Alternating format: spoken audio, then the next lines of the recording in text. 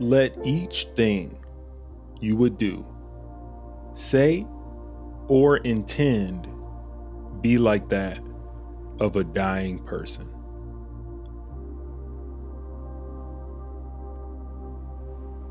Death is neither a good nor a bad thing.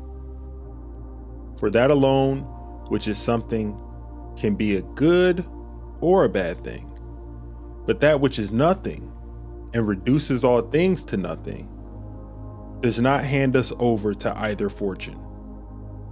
Because good and bad require some material to work upon. Fortune cannot take a hold of that which nature has let go, nor can a man be unhappy if he is nothing.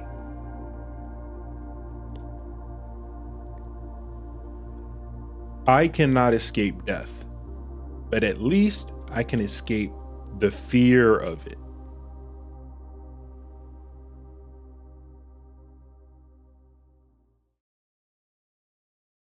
Very well. What further concern have I? For my part has been fulfilled. The business belongs to someone else. That is the helmsman.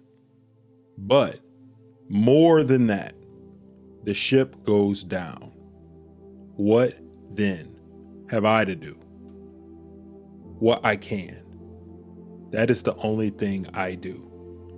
I drown without fear, neither shrieking nor crying out against God, but recognizing that what is born must also perish.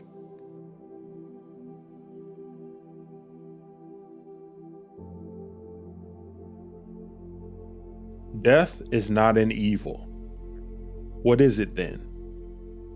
The one law mankind has that is free of all discrimination.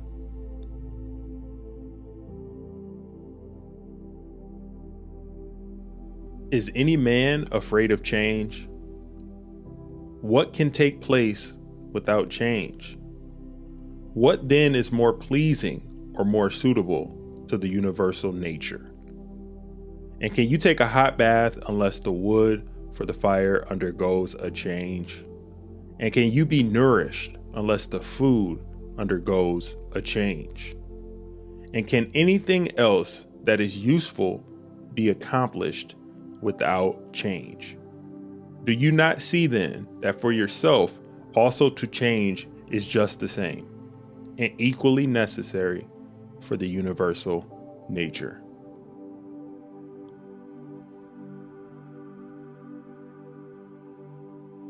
It is not death that a man should fear, but rather he should fear never beginning to live.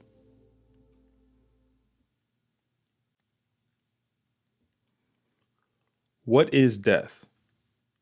A scary mask. Take it off. See, it doesn't bite. Eventually, body and soul will have to separate, just as they existed separately before we were born. So why be upset if it happens now? If it isn't now, it's later. Stop whatever you're doing for a moment and ask yourself, am I afraid of death because I won't be able to do this anymore?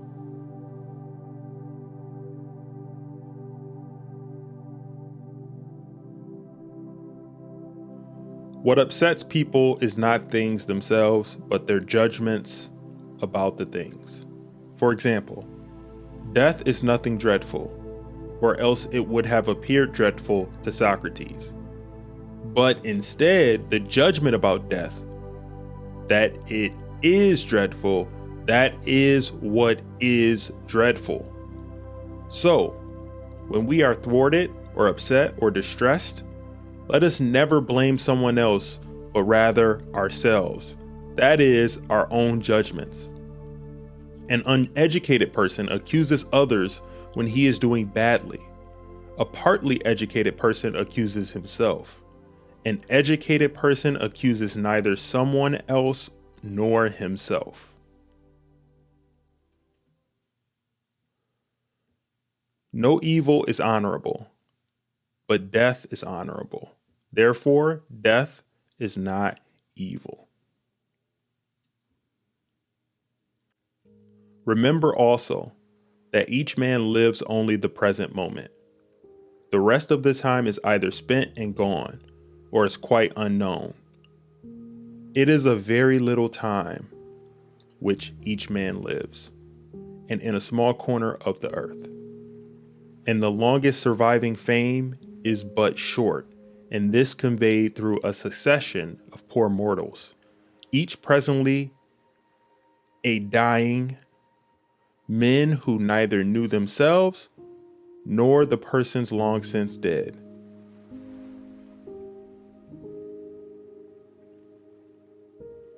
When the longest and shortest lived of us dies, their loss is precisely equal.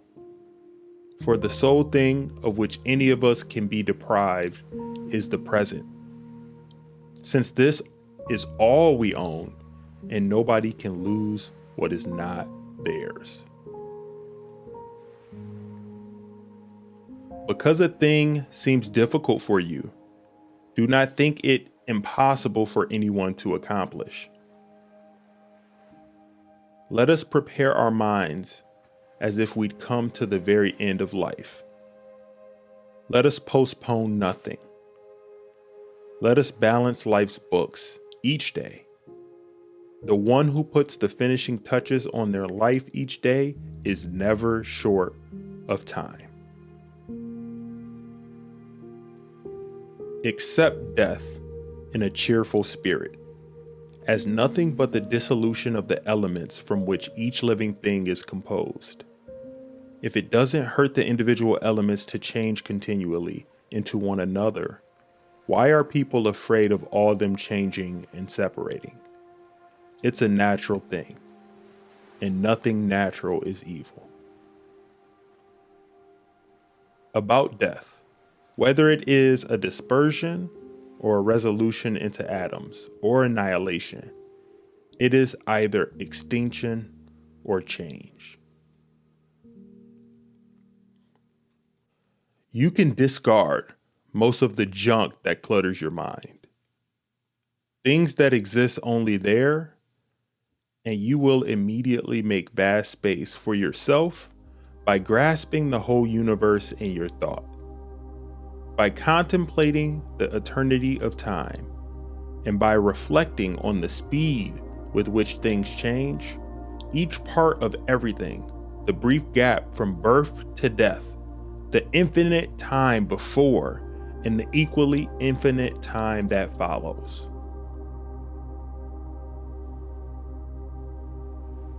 When you wake up in the morning, tell yourself, the people I deal with today will be meddling, ungrateful, arrogant, dishonest, jealous, and surly. They are like this because they can't tell good from evil. But I have seen the beauty of good and the ugliness of evil, and have recognized that the wrongdoer has a nature related to my own, not of the same blood and birth, but the same mind, and possessing a share of the divine. And so none of them can hurt me. No one can implicate me in ugliness, nor can I feel angry at my relative or hate him. We were born to work together, like feet, hands, and eyes, like the two rows of teeth, upper and lower. To obstruct each other is unnatural. To feel anger at someone, to turn your back on him, these are unnatural.